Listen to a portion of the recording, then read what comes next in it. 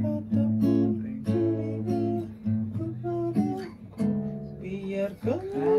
saja dulu kita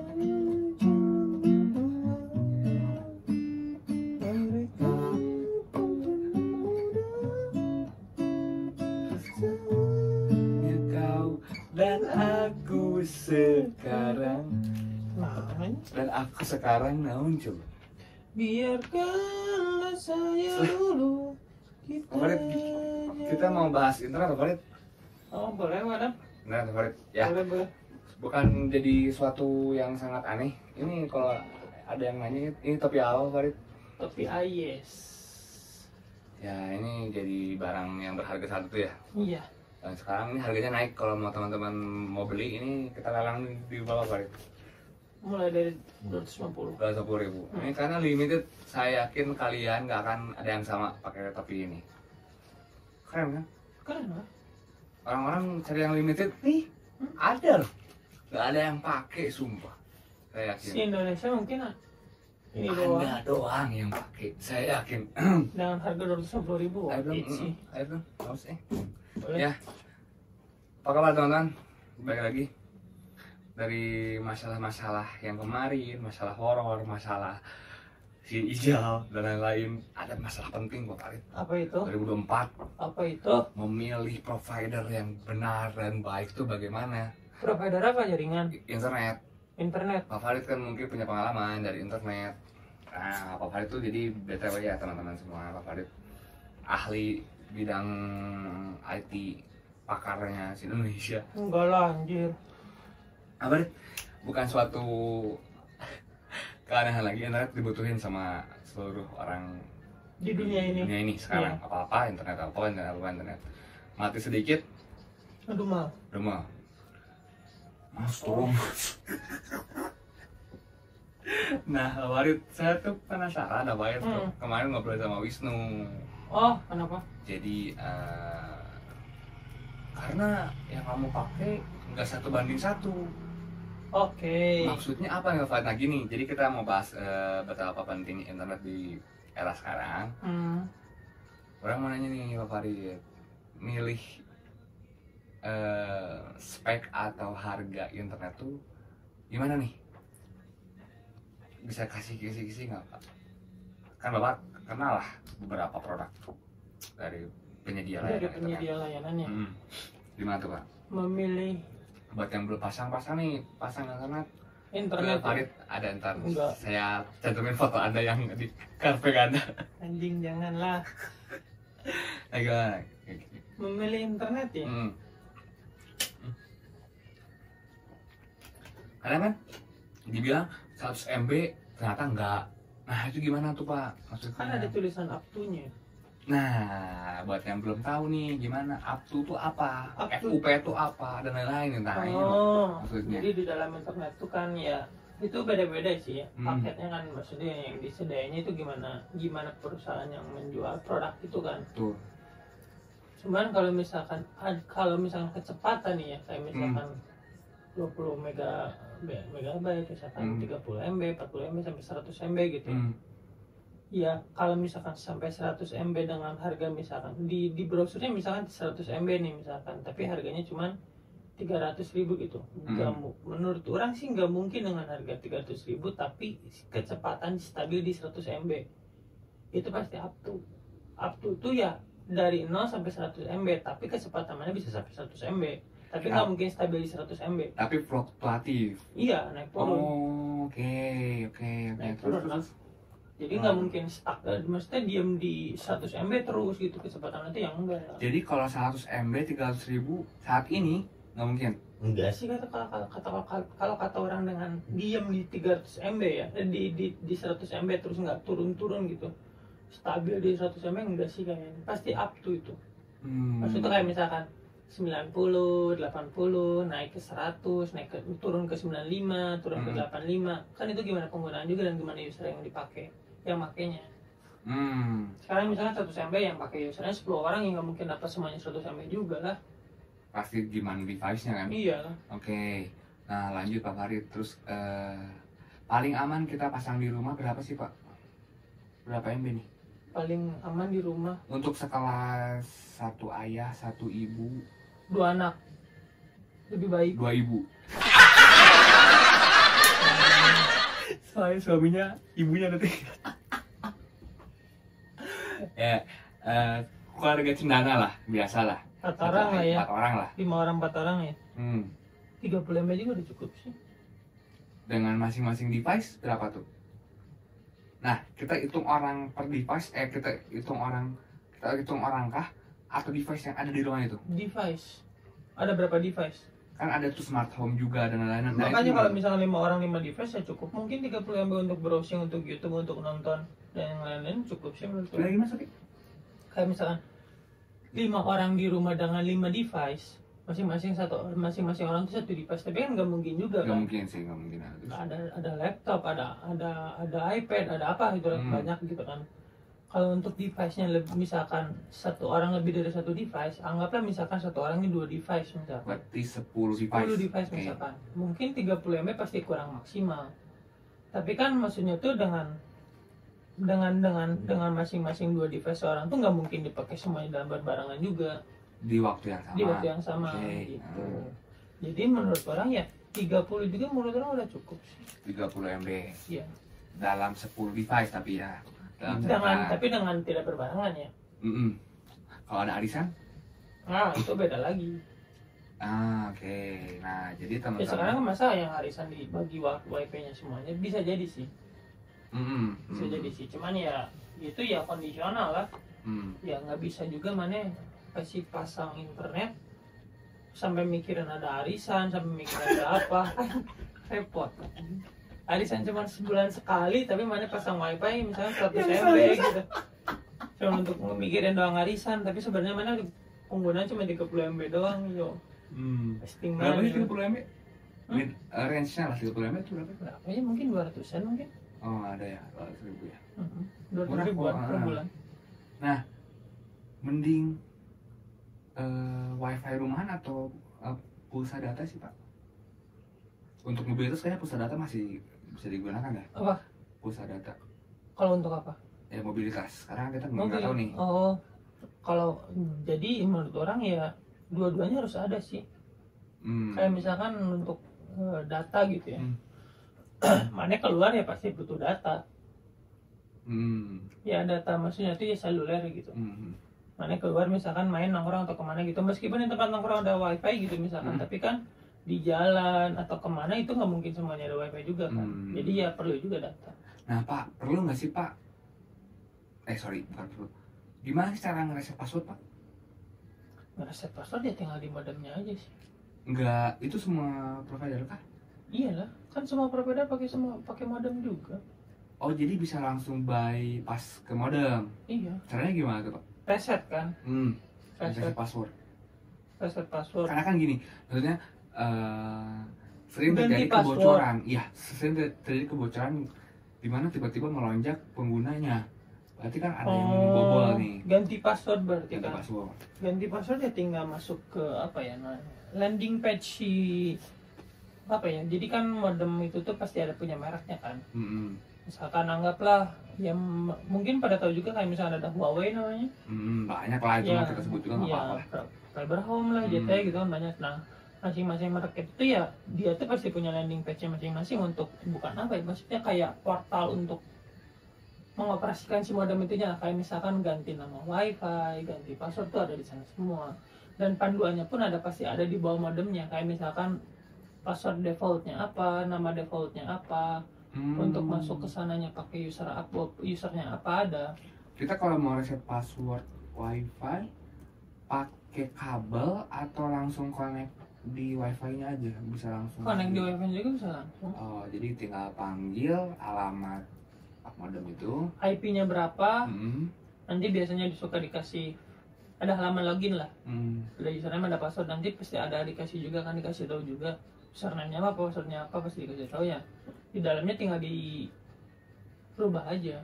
Biasanya admin nggak sih? Biasanya admin nggak user loginnya ya. Biasanya. Nah berarti tadi 30 Mbps untuk 10 device. Tapi bukan dengan waktu yang bersamaan ya. 10 device itu. Nah penting nggak sih Pak speed upload sama speed download diperhatikan. Nah itu gimana? Itu kita bisa nanyakah ke providernya atau gimana Pak? Biasanya? Ya bisa nanya juga sih. Kayak misalkan ini speed upload dan downloadnya sama apa enggak, atau misalkan 1 banding berapa. Misalkan maksudnya 1 banding berapa? Nah ini gimana misalkan nih? 1 banding 1 itu berarti kecepatan upload dan downloadnya sama. Kayak misalkan kecepatan download 30 MB itu tuh kecepatan download dia, bukan kecepatan upload. Oke. Oh jadi yang biasanya di browser tuh itu download, bukan upload. Anda bisa mempertanggungjawabkan ini? Bisa. Oke lanjut. Kecuali kalau yang banding 1 banding 1 ya. Kalau 1 banding 1 berarti uploadnya 30, downloadnya 30. Jadi mungkin buat para penonton atau para pendengar yang mau pasang jaringan internet di rumahnya, wajib nanya dulu. Iya lah, kayak misalkan mana ini nih podcast diupload di YouTube kan, di nasi.media kan namanya.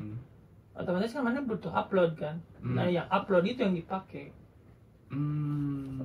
Kayak misalkan 1 banding 5 lah, anggap 10 MB, kalau nggak misalkan 30 MB berarti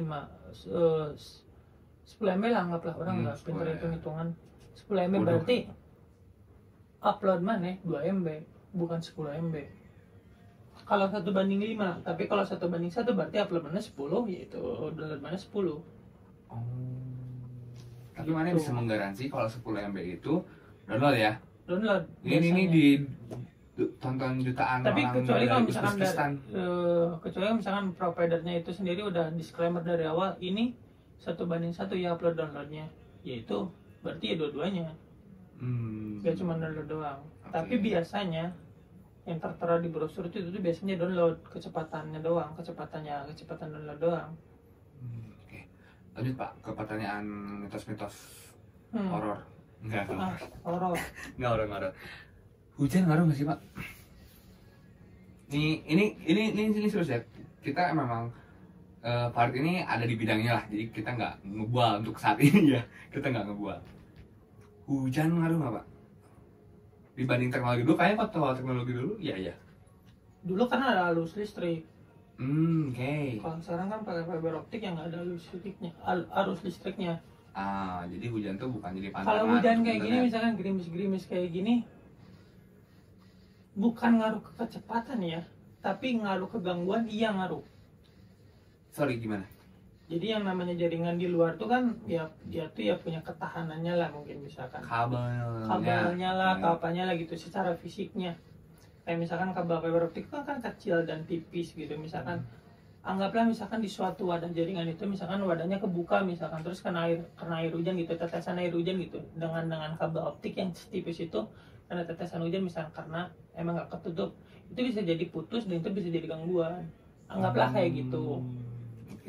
Misalkan hujannya hujan gede nih, pohon tumbang kayak gitu, ngerubuhin misalkan tiang, kena kabel atau apapun, itu kan pasti gangguan gede-gedean tuh. Tapi bukan ngaruh ke kecepatan, tapi kalau ke gangguan iya. Tapi kalau kecepatan menurut orang lebih ke logik, bukan ke fisik. Nah gimana tuh, tolong dong bahasanya teknis dong. Kalau logik tuh maksudnya tuh ya setiap provider kan pasti punya sistem, anggaplah sistem bahasa mudahnya sistemnya masing-masing itu yang ngatur bandwidthnya, kayak misalkan servernya di mana gitu kan, mesti yang ngatur servernya, yang ngatur kecepatan, yang apa sih, yang tahu segala hal tentang sistemnya gitu, maksudnya tentang logiknya gitu ya. Kayak misalkan ada load apa ya, mungkin ada load antrian di atau apapun itulah di dalam sistem yang mempengaruhi misalkan apa ya, performa dari si server itu, misalkan yang si penyedia bandwidth itu ya bisa jadi ngaruh ke kecepatan kalau ada gangguan. Tapi kalau secara fisik menurut orang enggak sih. Kalau ke kecepatan ya menurut orang enggak, tapi kalau ke gangguan ya. Oke. Nah, pertanyaan selanjutnya Pak, kabel kan suka digenteng, itu harus dirapihin kah atau gimana tuh Pak? Harus dirapihin lah. Karena gimana tuh Pak? Sorry, fun fact-nya, fiber optik bisa ngebunuh orang. Iya. Ceritanya gimana Pak? Bukan ngebunuh orang bukan tiba-tiba. ngebunuh tiba-tiba sih, mungkin setahu orang ya yang namanya kaca, kalau misalnya fiber optik itu kayak misalnya ketika lagi instalasi ada serpihan fiber optik masuk ke dalam bagian tubuh lah gitu, terus masuk, terus misalkan nggak patah di dalam, nggak kecabut, otomatis kan pasti ngalir ke apa sih, aliran darah gitu, ke bawah, ke ke jantung, bawah kemana gitu bocor. ya gitu. Oh. Bisa jadi gitu kan. Bisa tahu orang ya. Nah makanya penting nggak dirapiin di genteng Pak, takutnya kan ada emang kerjain genteng dan lain-lain, katanya pun juga fiber optik kalau ketekuk rusak. Nah, tapi sebenarnya kalau untuk ke genteng itu bukan masalah keselamatan, karena kan pasti dilapisi juga, ada lapisannya juga kan, nggak mungkin segelontoran kaca doang gitu, enggak lah, pasti ada lapisannya. Mungkin kalau untuk di genteng dirapihin perlu karena menghindari gangguan. Banyak kayak misalkan dari tikus lah, dari misalkan akses untuk ke genteng misalkan banyak sering dilalui oleh pemilik rumah, kayak misalkan takutnya keinjak atau ke apa gitu ya. Itu aja sih paling, biar nggak gangguan aja sih. Oke. Tadi udah kita sebutin tuh informasi penting dari internet Pak. Ada yang mau diinformasikan lagi nggak buat teman-teman kalau mau pasang internet atau memilih internet, atau apa sih yang harus diperhatikan gitu loh? Yang harus diperhatikan sebenarnya servisnya sih. Nah gimana tuh Pak? Kayak misalkan kalau untuk ya sekarang kan maksudnya tuh ya yang bergelut di dunia internet, per provideran dan perinternetan kan pasti banyak ya, dan pasti punya ciri khasnya masing-masing gitu misalkan. Dan yang paling utama mungkin pasti berlomba-lomba dalam harga dong. Nah itu ya. Ya kan. Misalkan ada harga 200.000 dapat kecepatan 100 MB, tapi apa yang dia servis apa yang dia kasih ke si pelanggan. Kayak misalkan ada satu lagi misalkan provider 400.000 tapi 100 MB nih. Tapi ketika dia gangguan, hari itu juga ada datang yang langsung teknisinya, kan itu yang lebihnya yang ngebuat mahal. Jadi harganya beda tuh ya itunya. Jadi kayak misalkan harga 400.000 100 MB, tapi yang lain 200.000 100 MB, tapi gangguan, ketika ada gangguan besok yang datangnya baru besok. Misalkan 2 hari selanjutnya gitu. Tapi yang 400 ketika gangguan cukup waktu berapa jam doang, 2 jam doang atau 3 jam, gangguan itu udah beres gitu. Merek apa itu Pak? Oh, jangan disebut merek lah ya.